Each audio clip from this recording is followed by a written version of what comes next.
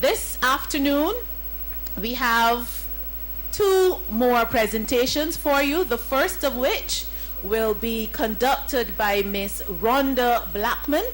Now, I have Miss Blackman's biography here. You are perhaps familiar with her simply in the context of her role as the president of the National Council of Parent Teachers Association. However, there is so much more to Ms. Blackman, and I will share it with you. Ms. Blackman is an educator, and she has been for the past 25 years, and she holds a Master's of Education in Educational Leadership and School Improvement with merit from the University of Manchester in the United Kingdom. She's also a holder of their Certificate in Educational Management and Administration from the University of the West Indies, Cave Hill, Barbados. She also has a Certificate in Education for Teaching, and that was awarded by Erdison College, and she has a distinction in teaching. She also is the holder of a Certificate in Human Resource Development from BIMAP, and she has a Certificate in Teaching that she gained online from the University of the West Indies, Cave Hill campus. In addition to all of her qualifications, Ms. Blackman is a consultant or course developer with the university's open campus and has developed two courses, history and philosophy, as well as child development for the Bachelor in Education degree program in early childhood and family studies. She has worked with a team to develop the regional curriculum document on learning outcomes with the Caribbean Child Development Center in Mona, Jamaica. She has provided training aspects of leadership to business and has facilitated workshops in leadership in St. Lucia, Jamaica, and Trinidad, and presented at conferences locally and regionally. She has coordinated and directed the launch for the Global Movement for Children in collaboration with UNICEF and the Ministry of Social Transformation in Barbados. She's also facilitated workshops for the HIV/AIDS Youth Conference in collaboration with UNDP and UNIFEM. Ms. Blackman has been a Barbados National Development Scholar. She is a reviewer with the British Educational Research Journal, and she's a member of the American Educational Research Association. Ms. Blackman sits on the National Advisory Council for Education, the board of the Barbados Family Planning Association, and is the president of the Barbados National Council for Barbados for Parent Teachers Associations in Barbados. And she perhaps might not want to say this, but I think one of her greatest achievements to date is that she is the mother of two children, Miranda and Michael, ages 19 and 22 respectively. So I want you to put your hands together and welcome Ms. Blackman as she comes to present to us on the topic, Relooking the Role of the PTA in Maintaining Balance. Now, before Ms. Blackman takes over, I just want to mention to you that the session is intended to take a critical look at the current role of the PTA and the current challenges it faces as a body of expertise within the school setting. In terms of some questions that you want to consider as she makes her presentation, is the PTA an institution that has been left behind as the pace of challenges facing our schools? Do we need to get this association more involved in problem solving? All of these questions we want you to think about, and we want the session to also help us to redefine, if necessary, the importance of the PTA in the fabric and the entire life of the school. So, Ms. Blackman, welcome. Over to you, ma'am. Good evening. Good evening. I made a little half-dead welcome you gave me just now, made me feel like singing. Ladies and gentlemen, Rhonda Blackman, give her a round of applause. Thank you, children. Thank you. All right, the bio you've heard just now, just to give you a just synopsis, forget all that you've heard, yeah? And we're just looking today at the topic of, relooking the role of the PTA in maintaining balance. There will be little school success and student achievement if parents and teachers do not act in partnership on behalf of children's best interests. The author unknown. I'm going to say that again. In fact, children, you could read that for me. There.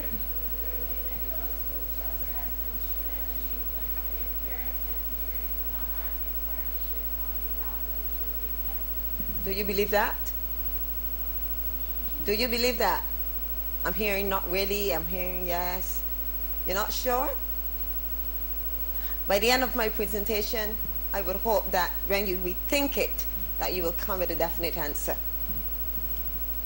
This quote underpins my presentation today. You might be asking the question, why are we talking about the PTA maintaining balance? Today, I will discuss briefly the topic, relooking the role of the PTA in maintaining balance. In so doing, I will take a critical look at the current role of the PTA and the current challenges it faces as a body of expertise within the school setting. I will further address if the PTA as an institution, has it been left behind by the pace of challenges facing our schools? I would also try to address, do we need to get the PTA more involved in problem solving? And finally, I would look at, does the PTA see itself as an important fabric of school life? And by the end, I hope that we can have some recommendations going forward. It is fine to look at all the problems, but I am one who believes that we also have to find solutions to fix the problem. So children, coming out of this whole presentation, you will help me in defining some of these solutions. A strong link between school and home is integral to the educational success of any student. The school plays a significant role not only in terms of the child's academic or cognitive development, but in terms of providing a curriculum geared at the holistic development of the child. And by the holistic development, I'm talking about the social aspect, physical, intellectual, creative, emotional, and spiritual well-being. It also teaches values and morals along with other life skills that will help make and shape them into productive citizens. But should the school do it alone? That was a question. Should the school do it alone? I say no. Schools should work in partnership or collaborate with parents and vice versa to reinforce values and standards set. Therefore, there is a strong reason why there should be a strong, close parent and school relationship. I just want to tell you a little bit about my presentation so you have the understanding. So all those who are backing me, I need you children to look this way so that you can see me. And in this presentation, I'm going to engage you because we're doing this together. Like, turn the chair, son. Thank you. So when I answer questions, I need you to engage me. This is not one where you're going to say and be bored to death by a woman that's talking all the time. Okay? This is not school. You should laugh at that. All right? Okay, parents play a major role in education, and they have been recognized as key stakeholders in the educational process and have proven to be significant factors in the educational success and school improvement. The actualization of the goals and objectives of education requires the provision of maximum utilization and appropriate engagement of parents at all levels. By all levels, I mean the domestic level in terms of your school, and at the national level in terms of the national body. Research have argued strongly that parent participation was critical to good education and that there are many benefits to be derived from parents and for parents, children, and the school. Proponents for parental involvement in education have seen parents as key stakeholders or key players in the educational process and the development of children. They argue that a direct relationship exists between the quality of parental involvement and the quality of the products of the school. Direct relationship exists between the quality of parental involvement and the quality of the product of the school. I said that for a reason. As you go on, you will recognize, I will tell you that when you have strong parental involvement in any school, you have school success. It goes on back to say that a school with a high level of parental involvement, a school with an active PTA, equates to a successful school. Do you believe that? Great. Do you believe that? Good. In these schools, the students do what? Students tell them.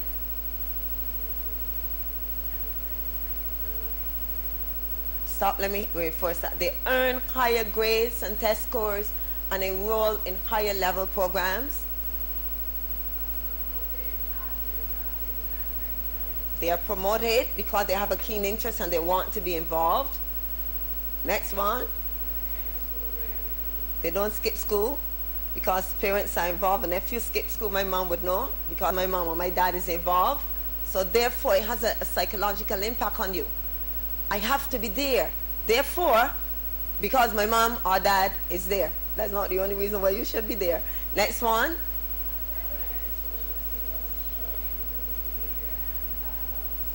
They have better social skills, show improved behavior, and adapt well to school. Why? Because parents are involved. But how do we go about promoting this strong parent-school link?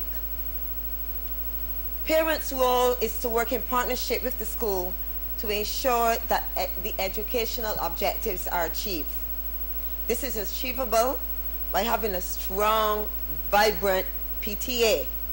I'm going to say it again. This is achievable by having a strong, vibrant PTA. How many of you here have strong, vibrant PTAs at your schools? Don't be ashamed. This is something to be proud about. Where's the hand high? Alexandra, Queen's College.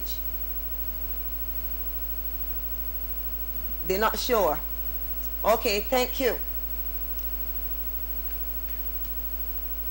My definition for PTA is, it is a bridge between the home and the school, an avenue where a closer relationship between the home and the school is established so that parents and teachers may cooperate in the overall development of the child.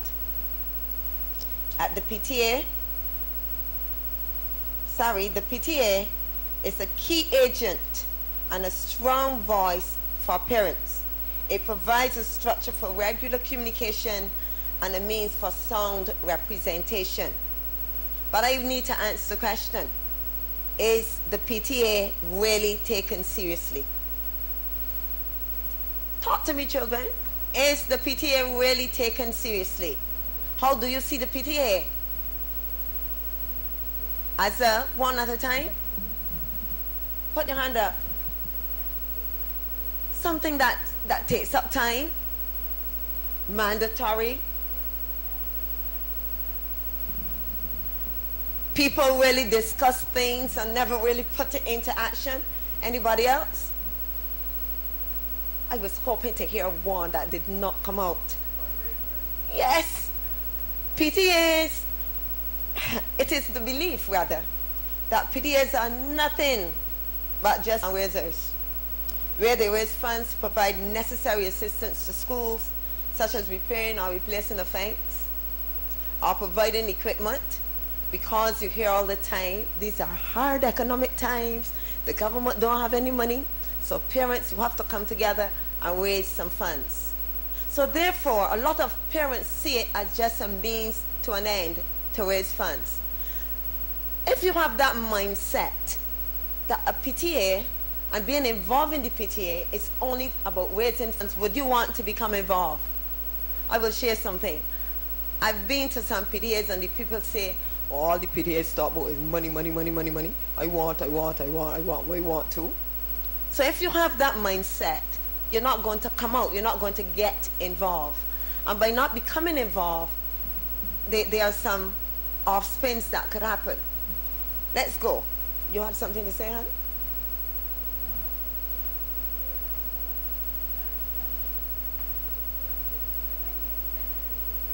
Stand up and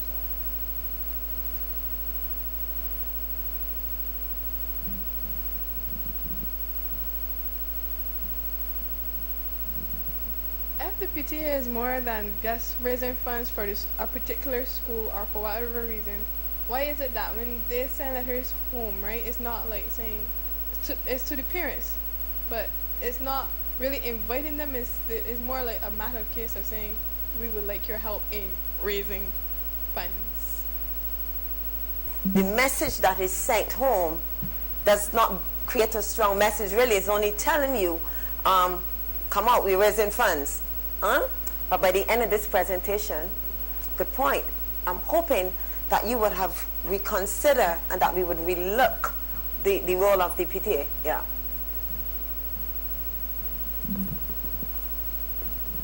I know some PTAs want raise funds for those students who want to study abroad and have the potential, but they don't have enough funds to study, so they raise funds for them. Good point. So PTAs not only raise funds for the school, they raise funds for the student. But you hear what she said? They raise funds. Fundraising is important.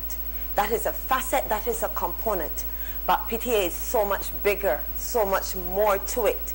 We have to start and we look our thinking, we condition our thinking as how we view the PTA.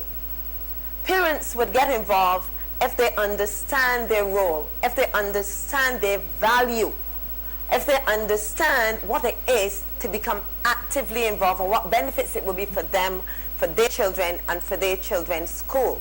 We live in a society whereby we have been conditioned to believe that that is what the PTA is about.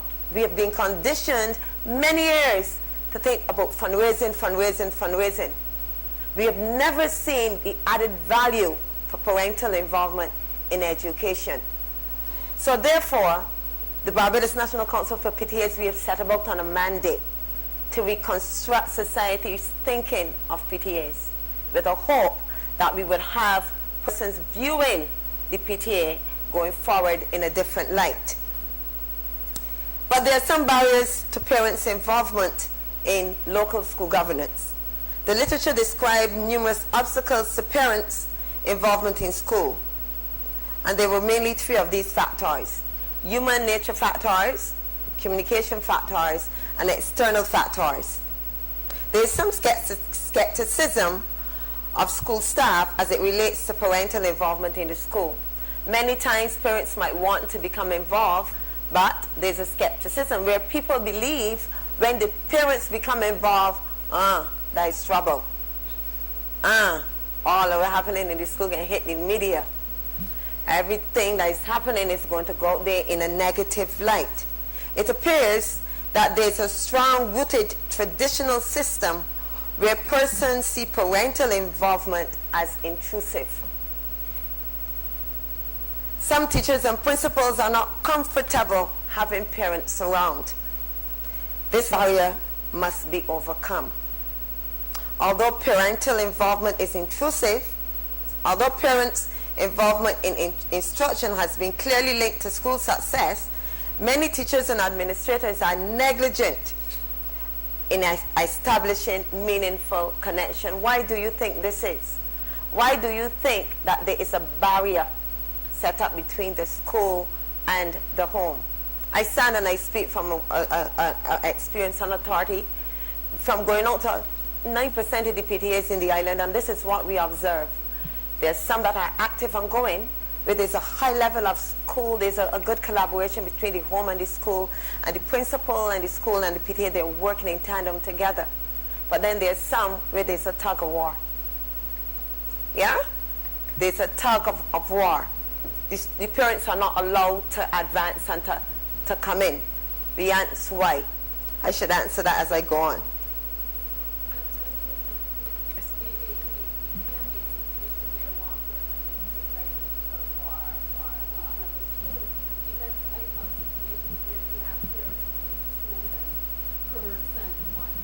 Teachers and behave quite badly. and you have to have security in place to keep them out. So one person misbehaving on a school compound may make it very hard for another parent who may want to come and legitimately work with the teaching staff there. Well, this is good, because what we're saying, and I'm talking about when your Parent Teachers Association, the PTA within your body is the voice that represents the parent. The PTA within the domestic PTAs are those PTAs that work alongside with the school to bring education, achieve educational objectives. Therefore, I'm not speaking about the one-off parent that might be disruptive because of an issue. And one of my recommendations going forward would address situations like that.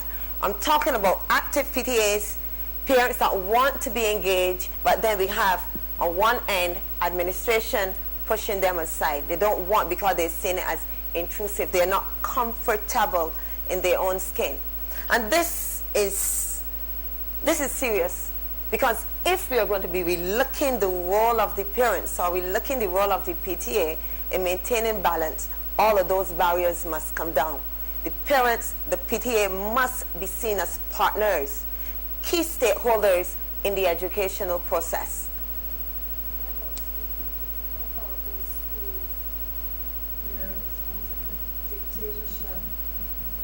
At the head, where they don't want anybody's voice heard, or they don't want to cooperate with each other. You know what I'm saying? not clear. Just like in any office, anywhere, you have some bosses and things who, it's my way or the highway. This is the way it is. It's always been like this. They don't want to try anything new. They don't want to hear from other people's experiences and have their input or do things a little differently. They don't want to be vulnerable to maybe like failure in certain things, or to feel, you know, they like it the way it always has been. Change. So they don't want to grow. Okay. They don't want to change. So they're not really recognizing the change that's going on around them. That's a lot in education.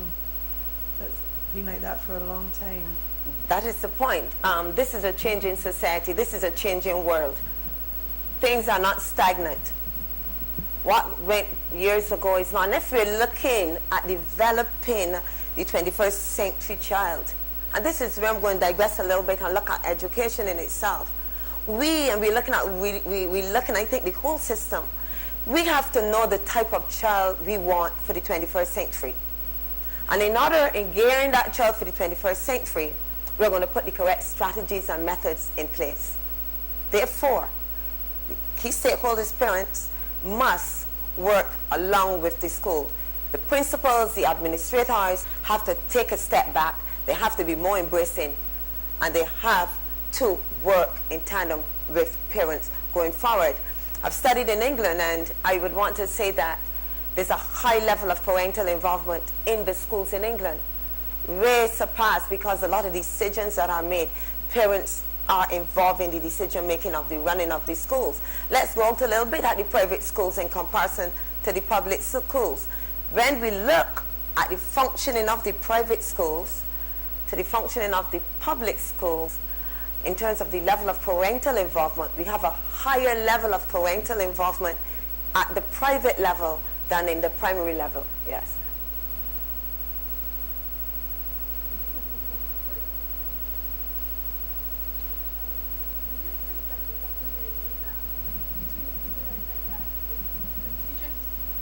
You think that the problem may be that between parents and teachers is that the parent might say, okay, you're the teacher, you can't tell me how to raise my child, and the teacher might say, all right, you're the parent, but you can't tell me how to teach your child, don't tell me how to do my job.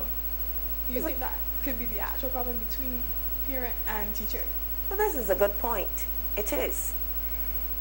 It's one of the reasons, because we're living in this society where, remember, we had a village raising a child, but that no longer exists. It is my child and children rights. All children have their rights, but we have to know along with rights come responsibilities. So parents might have that approach, but if you're working in partnership, if you're seeing yourself and you're seeing your school as one that we're working together towards the same educational objectives, that will not happen. And therefore, we have to be more embracing. Therefore, as the head of the organization, the principal in herself and along with her staff must be more embracive to parents. Whereas too, parents too must be respectful and embracing. They need to understand their roles and responsibilities, and that is going to come out as I go on. In order for the homeschool partnership to be a success, new attitudes must be learned and changed. And this is what the participant was saying in terms of attitudes. You might be stuck in your old rut of doing one thing all the time, and you might not want change. Many people don't like change. But if we are supposed to advance, if we are supposed to move our schools forward, we have to embrace one of the key stakeholders, parents. And I was making the point in relation to private schools and the high level of parental involvement. And I speak from a qualitative base, from visiting. I believe that the private schools, you see a higher level of involvement. I don't know if because they spend a lot of money, therefore they need to see where the money is being spent. And therefore, they need to be a high level of accountability. So that is why we might see that. We don't have the statistics and the facts to prove that, but that could be one of the key reasons why there's a higher level of involvement.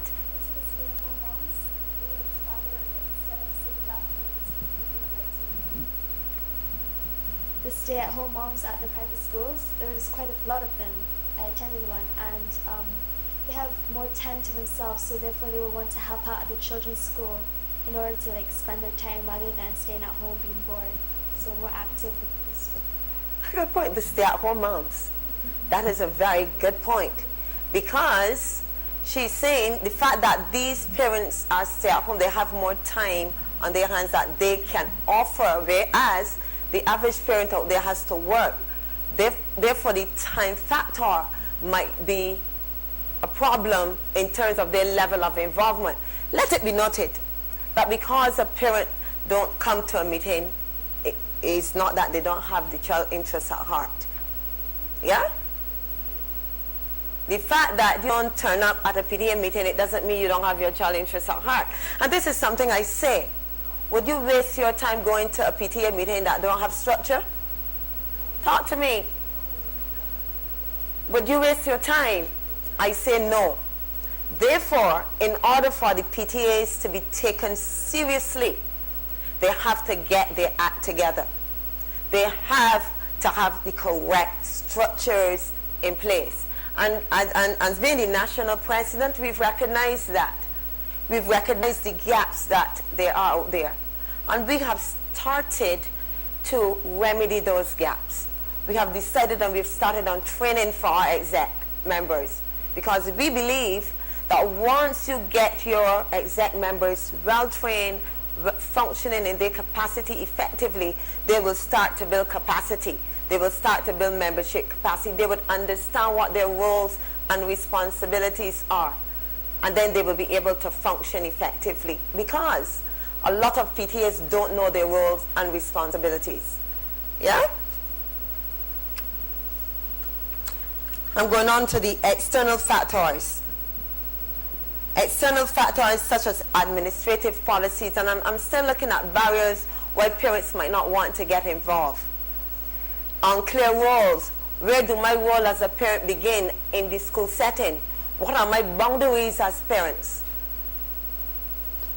Inadequate training or support will also impact on parental involvement. And many parents might want to help, but you know what? They don't have the skill set, they don't have the competencies, and they are fearful of helping. So the question must be asked: is the PTA an institution that has been left behind in the face of challenges facing our schools? Is the PTA left behind? Answer me. The PTA is left behind in the challenges that are facing the schools? What are some of the challenges that are facing the school? In discipline, violence. The children are telling me they're in the system. I want to hear from the children. What are some of the challenges? Financial support. Because we smile at financial support. Because the lack of financial support leads to other things. Bullying. Because I don't have, I would come and I would get from you. What else? Stealing. I'm sorry? The lack of your basic necessities. So therefore, all of these things would lead to various challenges in the school.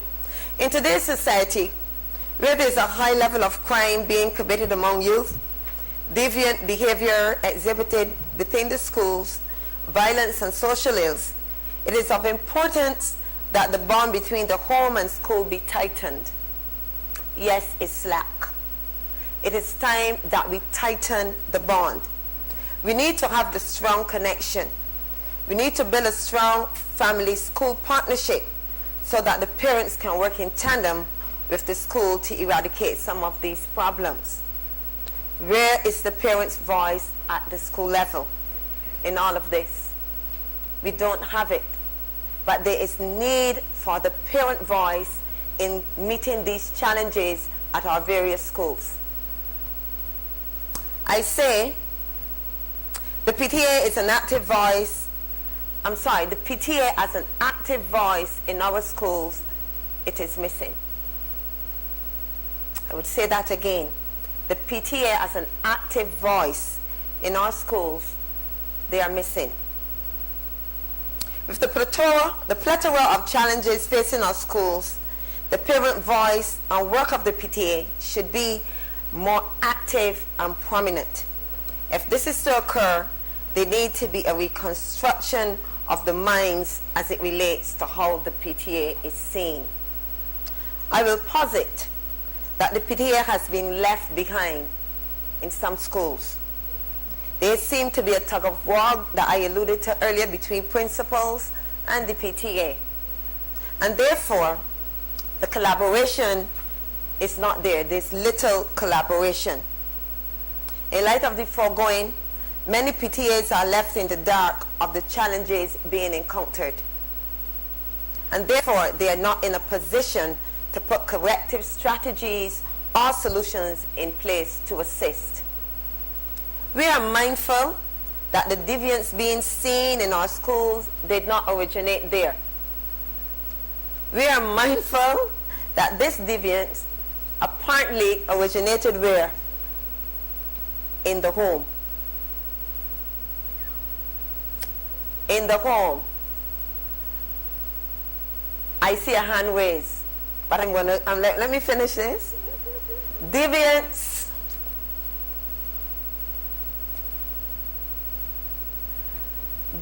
Some of the deviance that we see in the schools did not originate in the school. I said some, I didn't say all. Some originated in the home. And let me say why I say that. Because until parents, I see your hand. Because until parents recognize and understand their role and the exposure that we put our children through, it has an impact on them. I would say at the adolescent stage in school, secondary school, this is the age where your peer influence has a greater impact and influence on you. And your peers can influence you to go in different directions, but I strongly stand on my position. If your parents have you grounded in strong morals and values, you will be able to withstand the pressure of the peer influence that come. I said should. You should be able to withstand that pressure once you are grounded in your parental values. Yes, sir.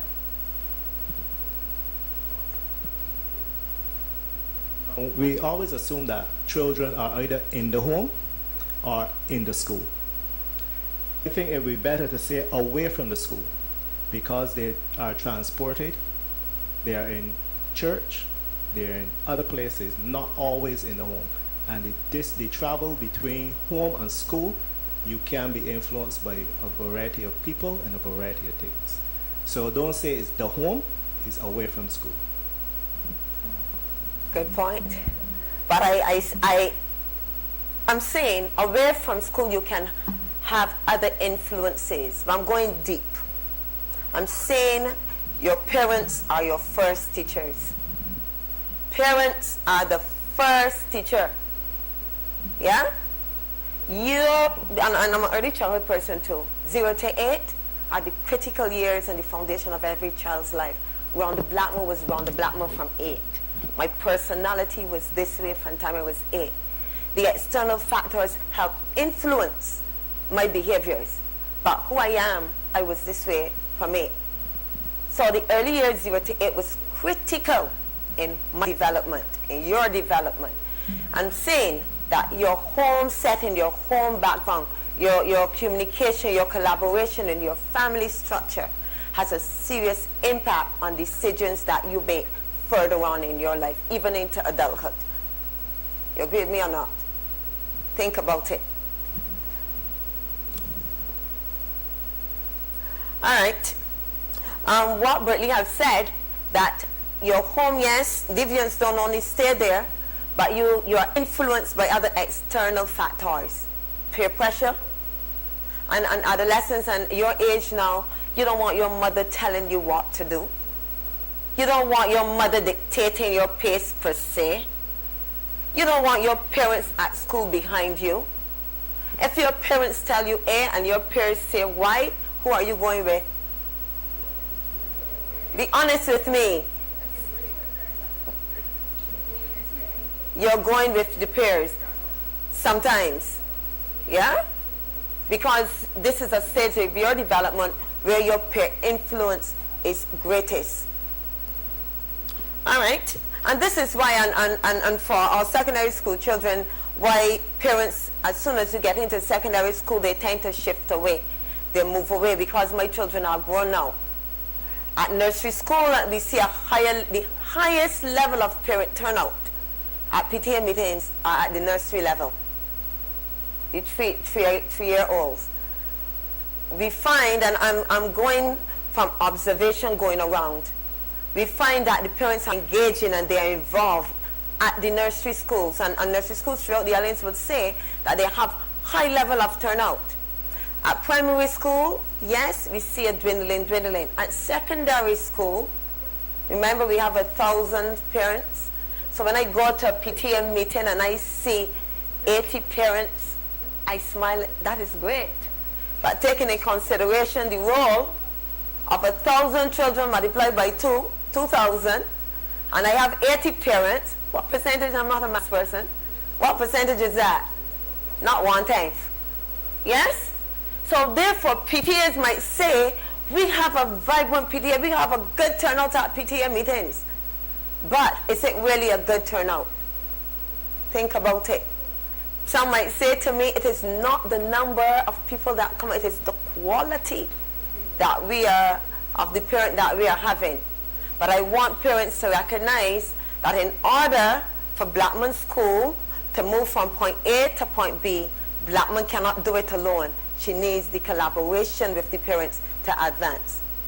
What I would say is, going back to what you had mentioned about being socialized between the ages of 0, you say, to 8. Yeah. Because between that age, most children want to be like mommy or they want to be like daddy. You will find girls saying, I want to marry somebody like daddy. You find sometimes, yeah, they compare, they want to be like us. But what parents don't recognize is when our children are at secondary school, that teen, between, you call it adolescent, they are now trying to find their identity. So most times you find they no longer want to be like mommy or daddy because of the different characters of children that they will be mingling with on a day-to-day basis. So I would say that is when you have to deposit more into them, because even if you have been doing it throughout their years, look at what was happening now. We have the social media, we have the peer pressure, we have so many different areas influencing these children that sometimes what we would have installed in them between in this 0 to 8, yes, it is there, but I go back to biblical scriptures. Train up a child in the way he should go, and when he's old he wouldn't depart from it. Because we know they do depart, but yes, they have the fundamentals to return too, but they do not always stick to that path. They stray from that path. So that's why it is important for us to keep depositing. And I guess I will be able to speak more at a later basis on the function and why it is important for parents to be involved in the PTA, and hopefully be able to share one of my own experiences with being closely involved with the PTA. Okay, good point. But I want to ask, where are the deviant, the children, when we go to PTAs, we see all the parents that you want to see, yes, but not what you really want to see. When you call class level meetings, you see the parents that you want to see, but you don't really want to see. Do you get me? The deviance in the school, we're looking at the challenges faced within the school system. The children that exhibit a lot of our deviant behavior, do we see these parents at PTA meetings? Talk to me.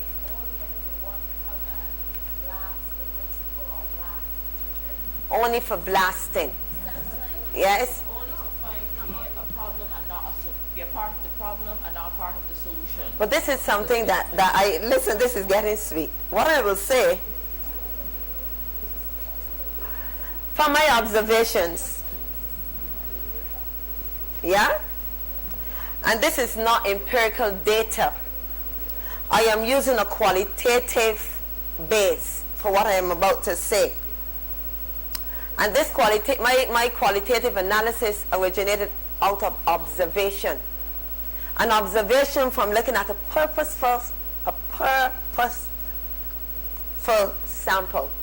My sample of PTAs that I go around to. And what I am seeing is that those parents where the students give trouble, quote unquote trouble, we don't see them at the PTA meetings. As the participant said, you see them when they want to give trouble. And this is where we need to educate. This is where having a good relationship between the home and the school, working with the parents know the protocol to air their concerns. And that is one of my recommendations going forward. Parents understand there is a correct procedure in dealing with conflict. There's a correct procedure in handling this. And if you don't feel competent enough, you know that you have your PTA there standing ready to represent you. And therefore, you would only feel comfortable if your PTA is functioning as effectively as it should. The parents of the PTA, some of their children will cause trouble, find that they don't get as much trouble as they. Pardon? The parents of the PTA, their children that may cause trouble in school, they may not receive as much punishment as another parent's child. Listen, this is her point. She's asking. Let me go back a little bit. She's stating rather. Oopsie. Oh, I probably said it. She's stating. I don't know if she's asking.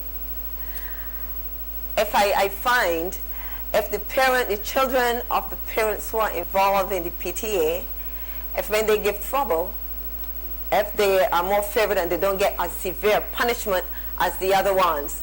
But then I said earlier in my presentation that usually when there is a high level of parental involvement, I made it a point here that the students have what? Better social skills. Read the last one for me. Have better social skills.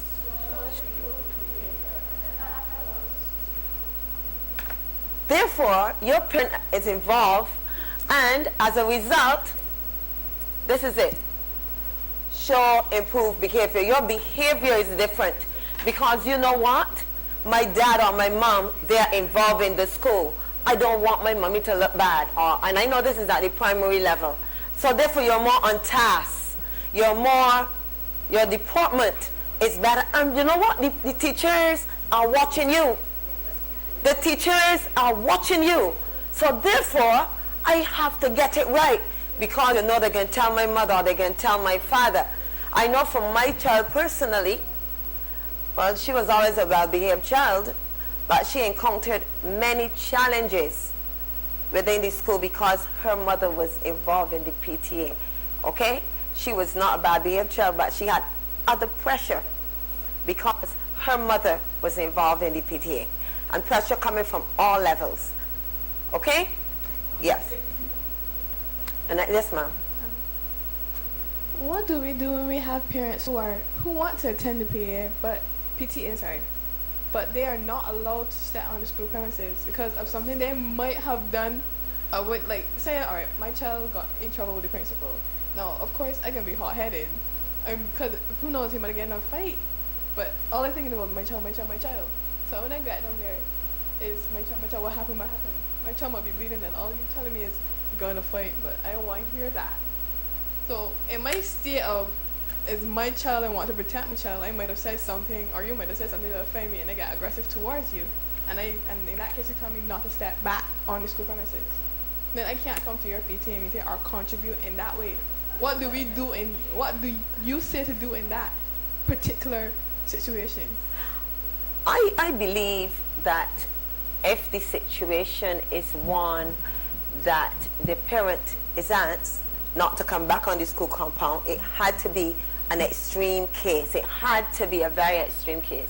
And this is where I'm talking about education and protocol, where parents understand the correct procedure to follow. Because if I am working in partnership with my school, Blackman School, I'm working in partnership, I'm seeing myself as a key stakeholder.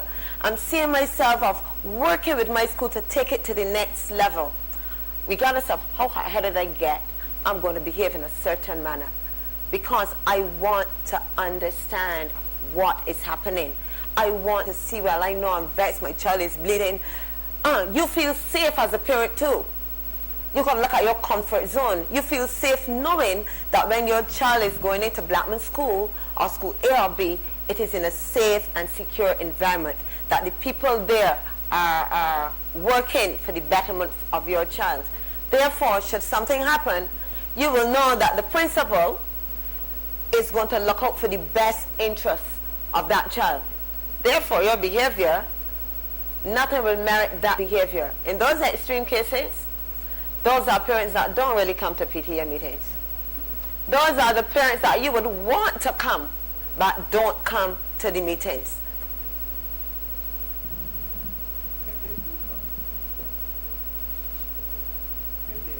And if they do come, they come to block.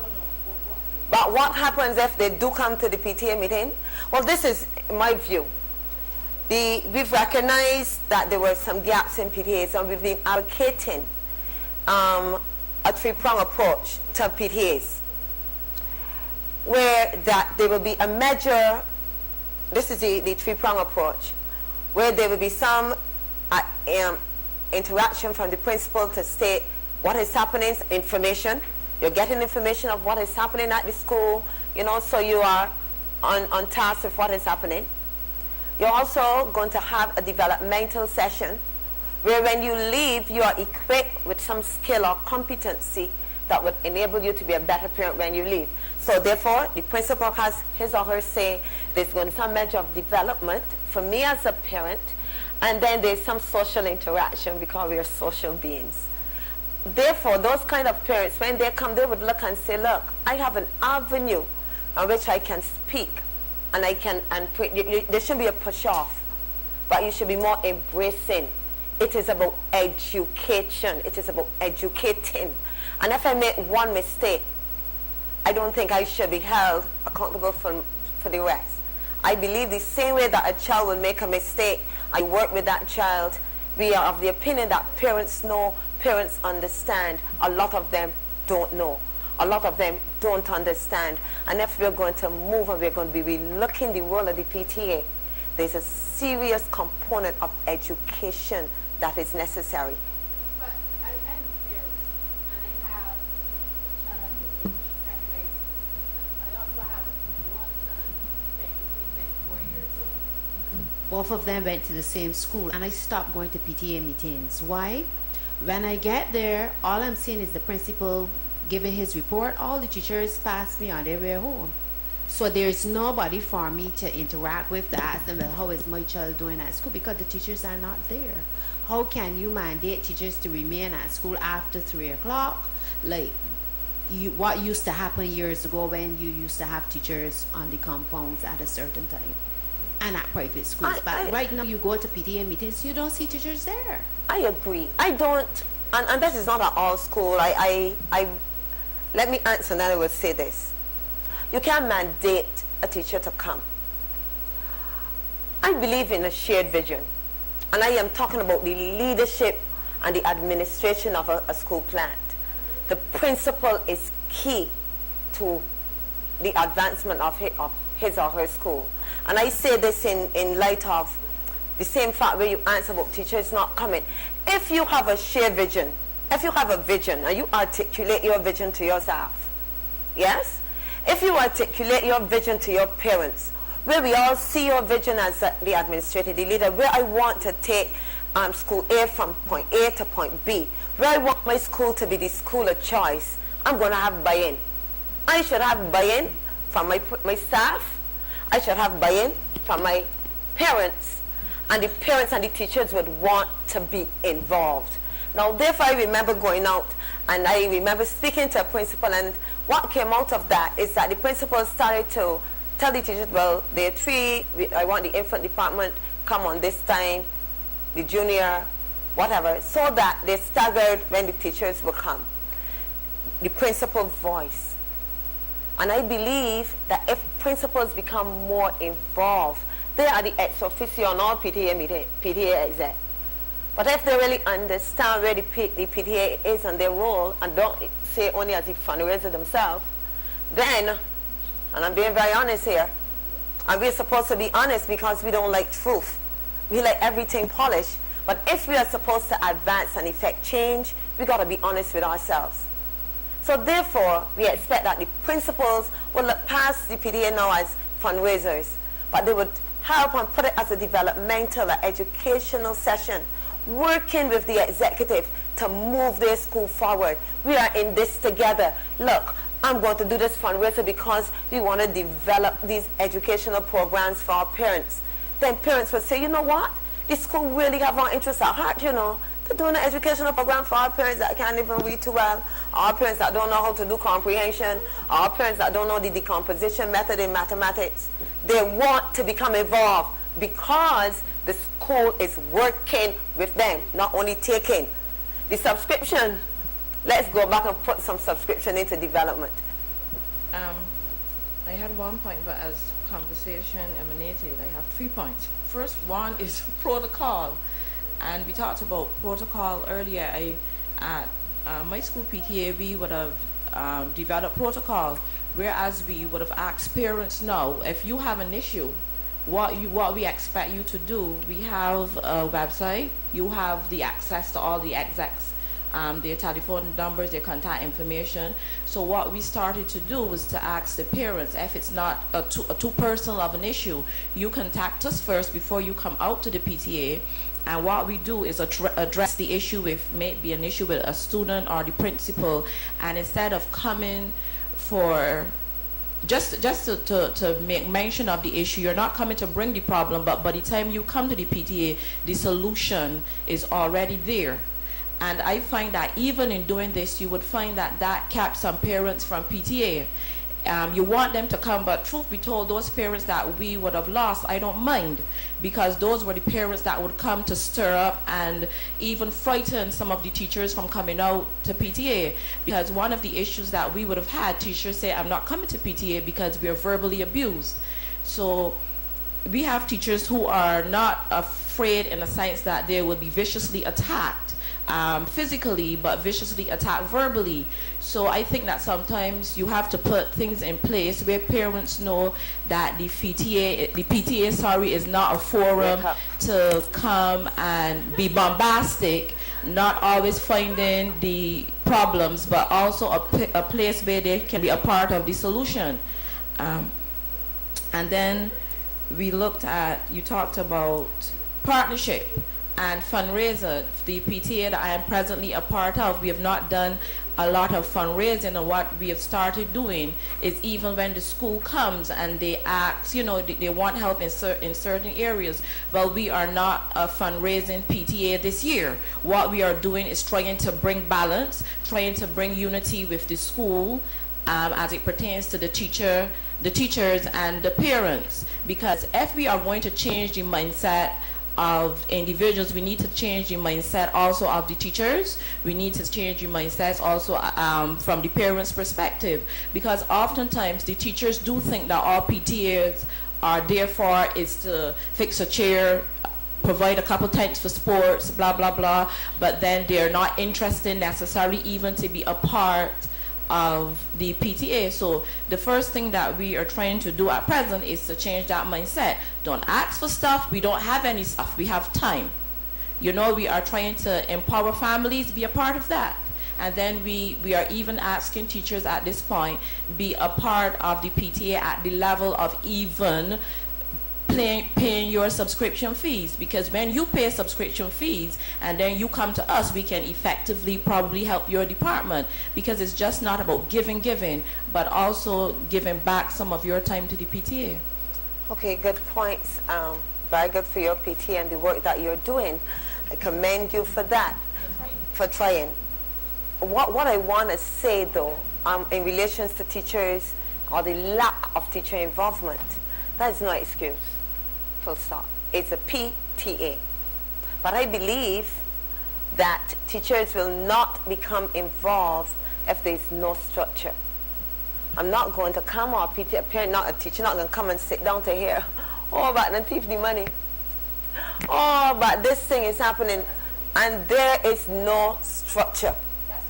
Therefore, PTA must get it right. Correct.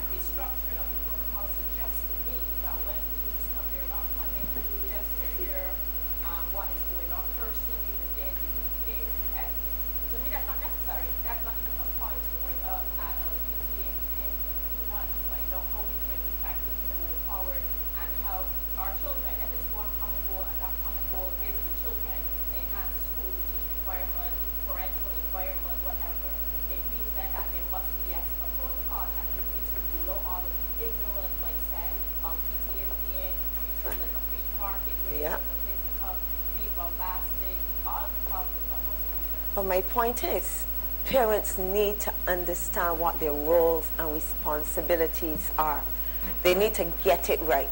And until they see the value, and this is a key word, they have to see value in themselves, see value in working with the school for us to move forward. The partnership, there must be buy-in from the principal, there must be buy-in from the teachers, there must be buy-in from the parent. So I cannot just only have buy-in from the principal and the PTA and not the teachers. It must be a collaborative and a collective effort.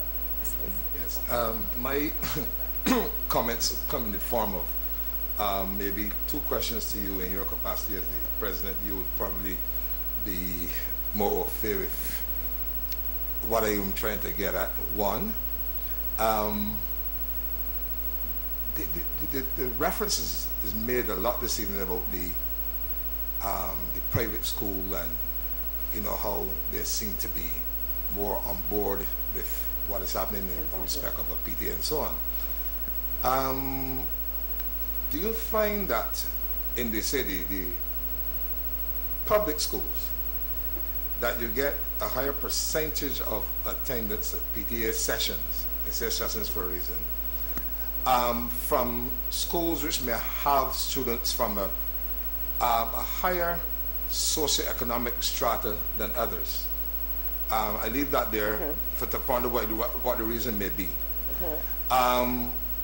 Also, when you have the common entrance exam, there seems to be a renewed interest by parents, irrespective of class, color, creed, as to what is happening to their children.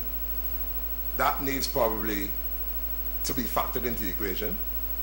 To a less extent, when it is preparation for CXCs, it happens again. So this middle area, what's happening there?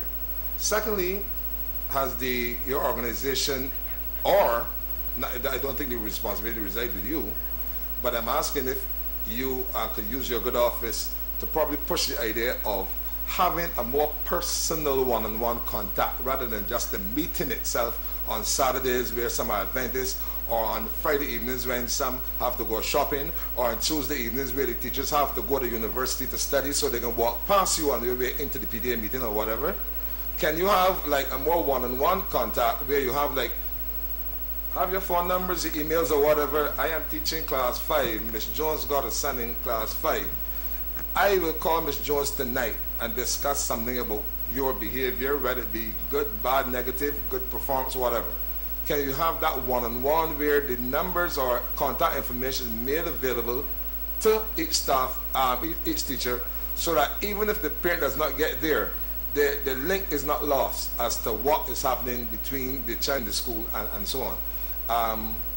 I gave you 2 to answer first, and then I will wrap it. I actually forgot number 1. Let me start from the bottom. Yeah.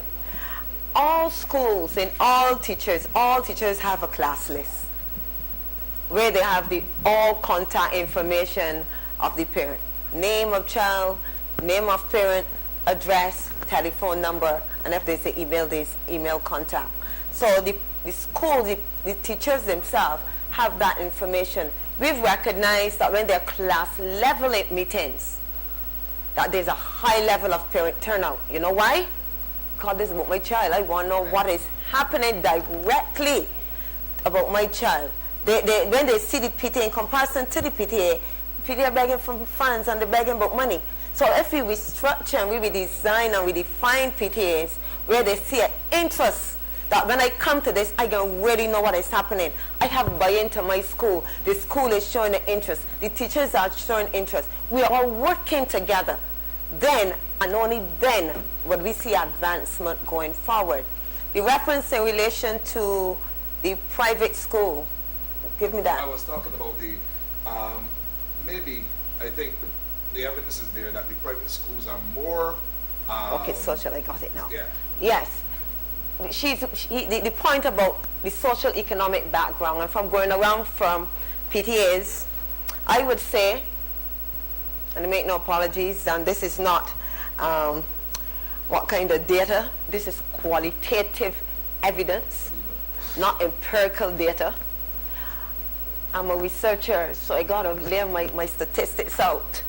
The thing is that we find that schools that have a higher level of parents from a higher social economic background, this is good research, you should do, we find that there's a higher level of parental involvement, higher level turnout. Yeah? We find that. Whereas schools, and I said this is qualitative data, schools, I'm around the Blackman observation and the observation of my exec, that when we go to schools that, quote unquote, I'm going to use secondary schools where the bulk of the children are from a lower economic background, there's a lower level of parental involvement. I ask why. Why is that? It is how some parents actually view themselves. I remember I shared this experience going to a PTA meeting, and there were 12 persons. There were 12, there were 8. There were 8 persons at this PTA. And one parent said that the parents don't come because they see themselves as dumb. The people sit at them just like the children. Don't look puzzled. That is the reality. They see themselves as just like the children. So therefore we recognize that there need to be solid education. And I'm pushing here solid educating. Educate, educate, educate. How much more minutes I have? I think we are probably victims of a particular structure, class structure in Barbados that will cause this kind of thing to happen a lot. People sometimes we only recognize a person has quality if they probably possess a first degree, a second, a third degree, or whatever in something. And there might be parents, like I used to work at a school where we had a lot of this. Parents who, as we would say, didn't go to 2 schools. but they had special attributes and special skills. And if you can build your program to embrace them, you know, particularly evening, we're not dealing with fundraising this evening, we're learning a bit of home health. Yes. We have a guy here who is a mason. So he's going to conduct a session this evening on masonry or something like that. It's things like these vocational stuff that can be brought, because you've got to live with these kind of skills anyway. So if you can take the focus and emphasis of some of these esoteric kind of activities, I believe the self-esteem will be built among those from the lower echelons and so on. I agree with that. And this is why I talk about the three-pronged approach, about education and developing skills, so that when you leave a PTA meeting that you feel empowered to go on and do it. We got to wrap up shortly. Okay. You said there's a better turnout at the class level meetings than the PTA meetings, right? I'm wondering, why is that? If it's the same teachers and the same parents that have to go to the class level meeting, but they can't be at the PTA meetings together. I think it is because that the parents are saying that this is a one-on-one, this is a personal interest in my child. I'm going to get to have a dialogue and a discussion about what is pertaining to my child and not the whole school in general. So therefore it's a one-on-one. Criterion reference tests, and there's a session on criterion reference tests. You see parents turn out. CXC, you see parents turn out. Scholarship opportunities. We had a scholarship opportunity workshop. Oh man, 400 persons descending into St. Michael's School, because you know what, this was of interest to me. And what I'm saying is that we need to develop and create that interest in parents, that they will say, look, I have an interest in my child development. I have an interest in my child's school. I am going to make sure and ensure that my child's school has become the school of choice in St. Michael, has become the school of choice in St. Lucie, has become the school of choice in St. Peter. Every school should be looked upon as the school of choice.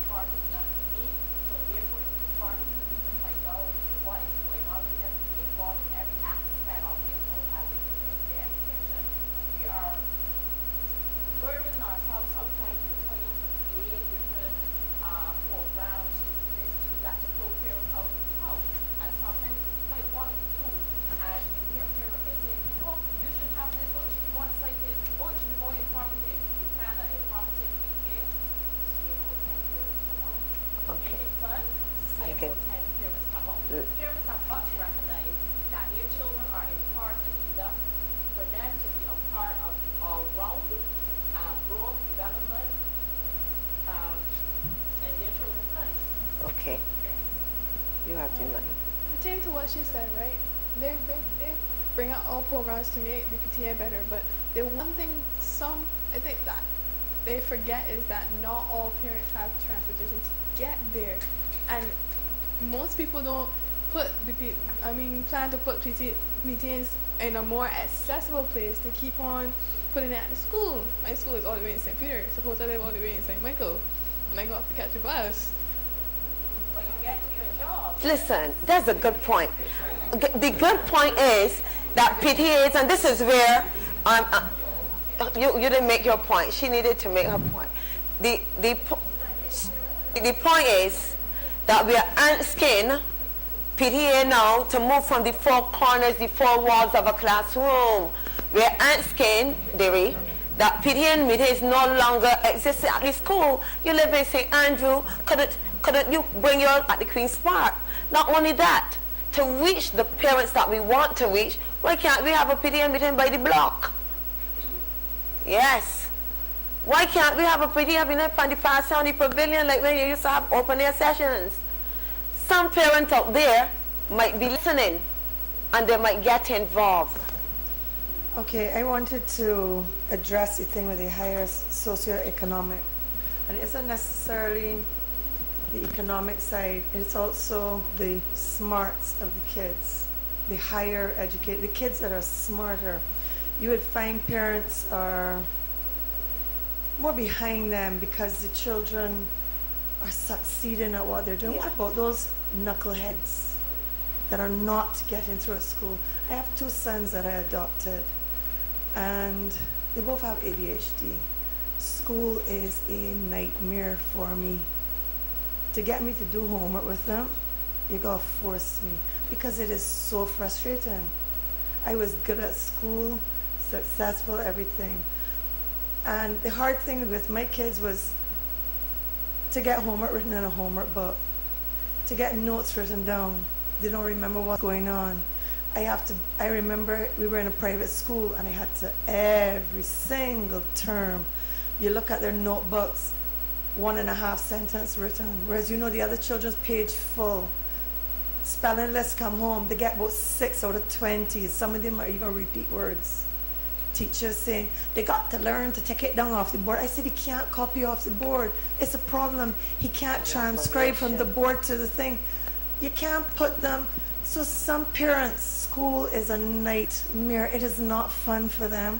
They don't see anybody helping the children, no matter how much they talk to the teachers. You know what I did? My son is in second form at secondary. I stuck his homework book. I buy a homework book, it costs $2.15. I stuck his homework book in an envelope with a nice letter, photocopied it all with about ADHD and everything, photocopied it, sent it, enough copies to the form level teacher, the year head rather, and dropped the homework book in it. And it was labeled September 2012. I said, you can see it's really empty, right? Could you please help him? Other parents might not ask you, but do it for me. Help him make sure he writes down the homework. He has no idea when he comes home. You see him struggling. You say, do you have English? No. Do you have English? No. Do you have English? Yeah. You know what? And then it gets confusing because you never know. You know, it goes on. And I tell them, if he can't do his homework, education done, he can't go forward. And it is a battle. That's why I'm on the PTA. It's a battle because I need to know those teachers. I need to be able to see them, speak to them, just so that they can help me. And they do it, you know. They help me for 3 weeks. But this is what I'm talking about, the collaboration. But it's frustrating. So I can see parents where these schools, and this school is supposed to have remedial education. That's why I chose it.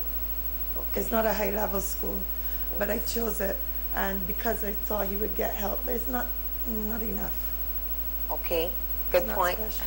We ran out of, I want to go into our recommendations after. I think that we are being a bit judgmental here of parents, some parents. We have situations in schools. I've been in this job for 30 years.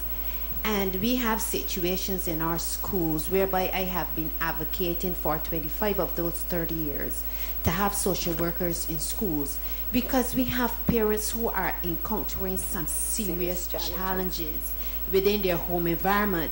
Who are we to sit in a forum like this and pronounce our own value systems on parents who are out there struggling sometimes to raise 6 children by themselves? I see it daily. I have been working with these parents. They love their children and they want to see them do well. But you have a number of factors that are impacting on their homes. And we have to look past our own intrinsic value system and reach out to these parents in a more proactive way. Who are we to sit in this room and pronounce our own value system on these parents? I have a big problem with it. The thing is, good point. The thing is that when we look at the point we're making is about the collaboration and the parents buying in. Now, if you, as the head of an organization, the head of the school, have your vision and you share that vision with your parents, the PTA recognize, because remember we're looking at the holistic development of the child. Remember I started with the holistic, the spiritual, can you remember that? The spices model. We're looking at the social, we're looking at the physical, the intellectual, the creative, the emotional and spiritual well-being.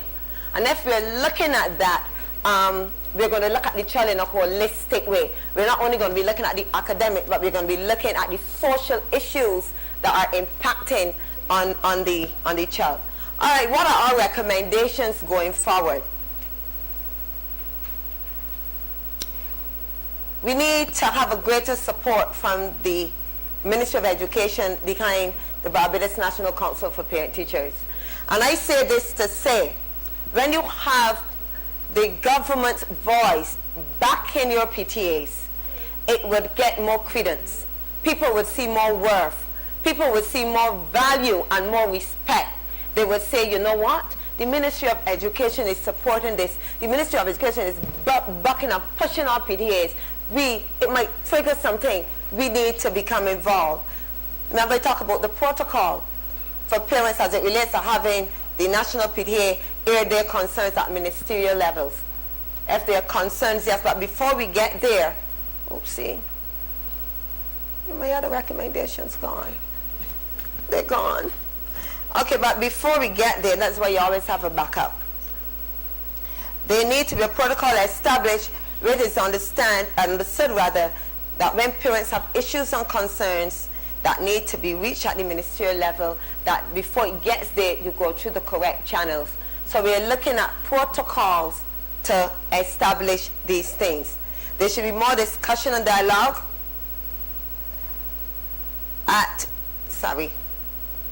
there should be more collaboration and communication between the staff and PTAs where they are seen as partners and not enemies. Yeah? So that is important, where you don't see the parents as intrusive, you don't see them as enemies, but you see them as partners in the educational process, key stakeholders. And my point is, remember, I'm sorry she left, because the point being is that if we are working in tandem, and this is the key, very key, if we are working together, all of these issues will not be. They wouldn't be issues because we are going to be developing each other. We're going to be our brother's keeper. We're going to put programs in place. We're going to bring in other stakeholders that can come in and address social issues so that we can move our PTAs forward. In closing, if we are looking at creating a society that we feel safe to live in, we need to combine efforts of parents and teachers as we build stronger parent-teachers associations. By so doing, parents can have profound influence on the effectiveness of individual schools that can lead to school success. It must be noted that a successful parent-teacher association, a high level of parental involvement, equates to successful schools. Nothing helps a child succeed like an involved parent, and by extension families. I want to remind you that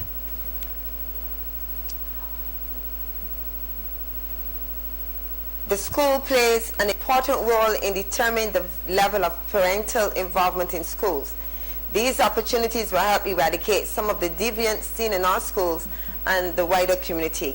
And I want all you to read this for me. When schools build partnership with families that respond to parent concerns, honor their contributions, and share decision-making and problem-solving responsibilities, they are able to sustain connections that are aimed at improving student achievement and school success. I thank you.